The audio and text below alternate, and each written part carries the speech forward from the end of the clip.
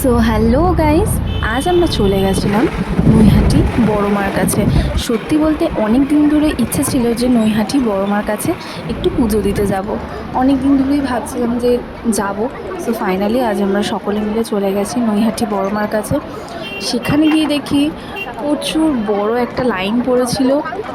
যাই হোক, মাকে দেখতে যাচ্ছি, একটু তো কষ্ট করতেই হবে। আর সেদিন ছিল প্রচণ্ড পরিমাণের রোদ। এই যে আমরা এখন সবাই মিলে ঢুকে গেছি মন্দিরে। আর যখন বড় মাকে দেখলাম না, সত্যি বলতে তখন সেই কষ্টটা, সেই ক্লান্তিটা তখন আমরা আর অনুভব করছিলাম না।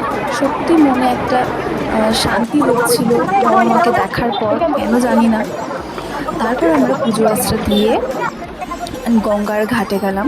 গঙ্গার ঘাটে গিয়ে খুব বেশিক্ষণ ওখানে গিয়ে দাঁড়াইনি, কটা ফটো আর ভিডিও ক্লিক করে আমরা ওখান থেকে চলে আসি স্টেশনে। মাঝখানে কিছু খাওয়া দাওয়া করেছিলাম, সেটা ক্লিক নিতে আমি ভুলে গেছি। তো আজকের ভিডিওটা এতটুকু।